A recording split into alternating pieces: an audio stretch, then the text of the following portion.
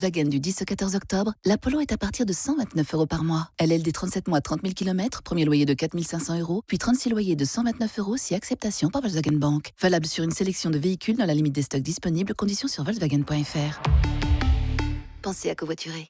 C'est une maison qui a toujours existé. Avec son odeur et sa décoration hors du temps, elle déborde de souvenirs d'enfance. Vous y venez toujours avec un mélange de plaisir et de nostalgie. Cette maison, c'est celle de vos parents. Et vous comprenez très bien pourquoi ils tiennent à y rester. Petit-Fils aide les grands-parents à rester chez eux partout en France. Petit-Fils, l'aide à domicile sur mesure pour les personnes âgées. Petit au pluriel, -fils.com. France Info Matin, Jérôme Chapuis. Et les expondes des PME, elles emploient 6 millions de Français. C'est notre fait du jour ce matin sur France Info. Bonjour François Asselin. Oui, bonjour. Président de la CPME, Confédération des petites et moyennes entreprises. Le budget de l'État va être présenté après-demain au Conseil des ministres. Les hausses d'impôts se limiteront aux grands groupes, martèle le Premier ministre depuis quelques jours. Vous devriez être rassurés. Vous ne l'êtes pas. Pourquoi ?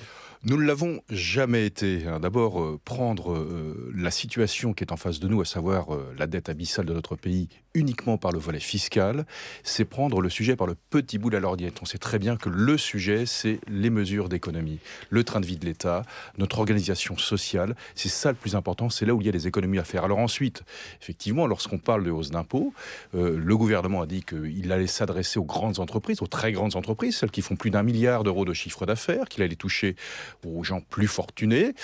C'est pas un match les gros contre les petits que je veux faire, mais tout simplement ce que nous constatons, c'est que depuis quelques jours, lorsqu'on parle par exemple de revenir sur, vous savez, la courbe d'allègement des charges sociales, ce sont les PME qui vont être les premières impactées. Lorsqu'on veut revenir sur les mesures de soutien à l'apprentissage, ce sont les PME qui vont être les plus impactées. Pourquoi ? Parce que 70% des apprentis sont dans les PME. Alors certes, le gouvernement est devant une situation impossible, épouvantable, mais attention, ne nous trompons pas de cible. Ceux qui font la richesse de notre territoire, ce sont les PME, ce sont les TPE. Il y aura des hausses d'impôts déguisées en quelque sorte ?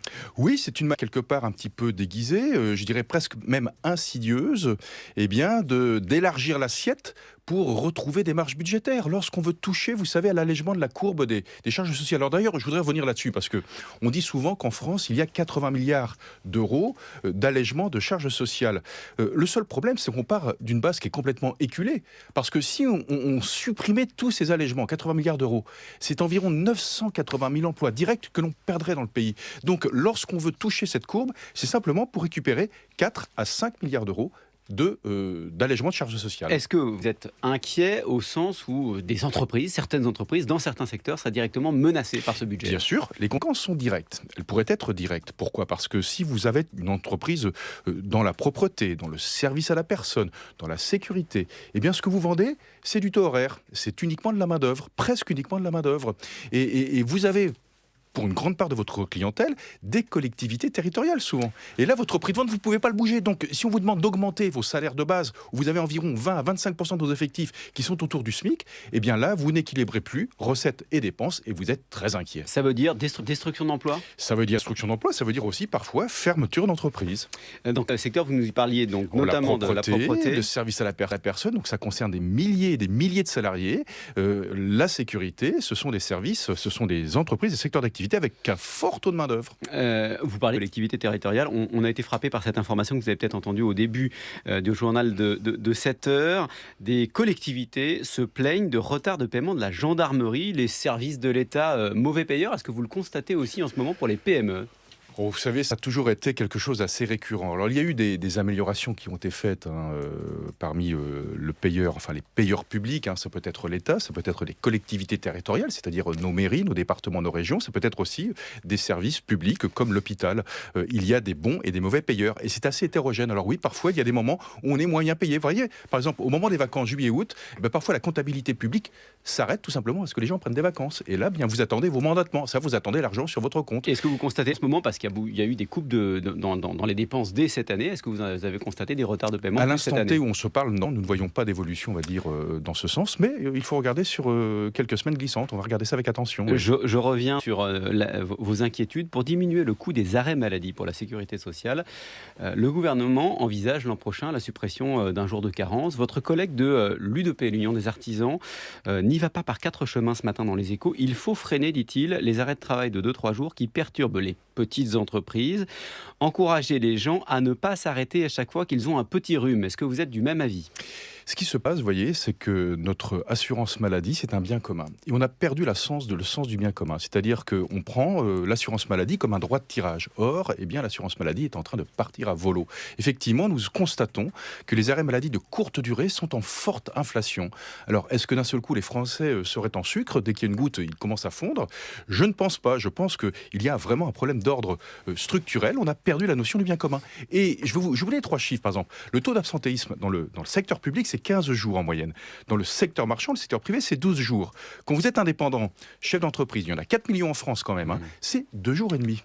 Donc j'ai envie de dire, si vous voulez être en pleine santé, mettez-vous à votre compte. Non, ça veut dire que tout simplement, nous sommes très très généreux par rapport à l'accès aux arrêts maladie. Et ce que nous préconisons, nous, à la CPME, c'est 3 jours de carence, quel que soit le statut de l'actif, c'est-à-dire secteur marchand, le privé comme le secteur public, et puis oui, pourquoi pas un jour d'ordre public qu'on ne pourrait pas se faire rembourser.